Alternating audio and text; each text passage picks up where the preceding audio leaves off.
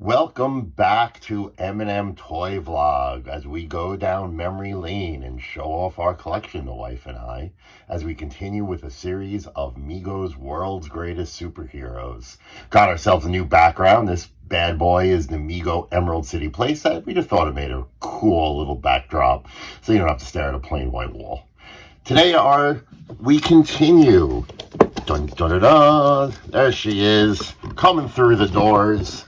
We have Mego's World's Greatest Wonder Woman. There she is.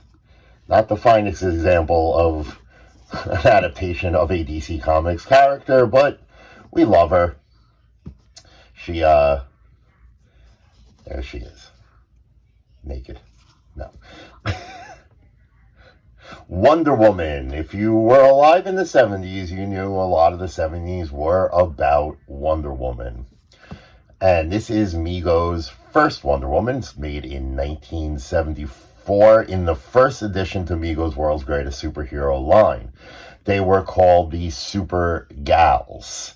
They made Wonder Woman, Supergirl, Batgirl, and Catwoman to join their pals Superman, Batman, Robin, and Aquaman.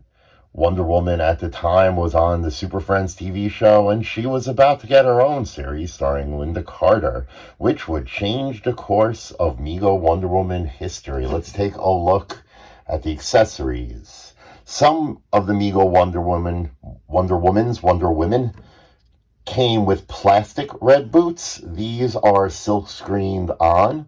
This is the older version of Wonder Woman from 74 or 75, I think, probably 74.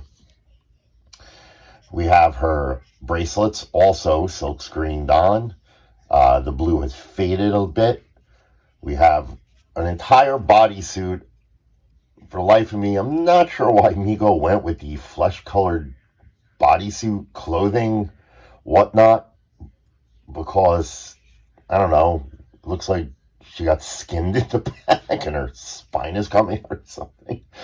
But that's where they went, and it was 1974, and we judged them from different standards. You see her yellow eagle, her red bathing suit, also silk screened on, and her stars, or White Stars blue swim trunks. And then we get to the problematic face with her incredibly large forehead. We have our tiara, which is painted on her classic blue eyes, her red lips, and her haircut. Wonder Woman could use some bangs, to be honest with you, to cover that 5 head. But listen, let's not make fun of Diana, okay? The hair on these figures tend to get pretty wild. Mine has kept up pretty well. I got this in a little comic shop in Rockland County, like around 93, 94. So she's been with me for a while, and she's held up pretty well. Again, take a look at her suit. The snaps on the back. I'm missing a snap on the bottom. The snap on the top is good. Her bracelets are faded, like I said. Wonder Woman did not stick around the Mego line for long. In 1976, to go with the Lynda Carter TV series, Mego produced a series of 4 12-inch fashion dolls. And they removed this Wonder Woman from the World's Greatest Superhero set. They replaced her with Isis in most of the world. Isis, also a Saturday morning staple that DC was doing a comic of at the time. So Isis replaced the 8-inch Wonder Woman, but in a couple of countries, including Australia and France, I think, Wonder Woman was produced on the famous Mego cards. Finding a boxed example of Wonder Woman isn't that hard. For a good amount of money, but you could find it. Finding a carded Wonder Woman is nigh on impossible, and I think there's only a couple of examples in the world. Mego museums say there's one example. I'm not sure if that's still the case, but if you want a carded Wonder Woman, good luck. Let's take one final look at her.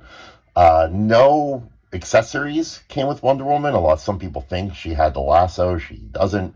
No belt piece. They never made any vehicles or play sets for her, at least for the 8-inch dolls.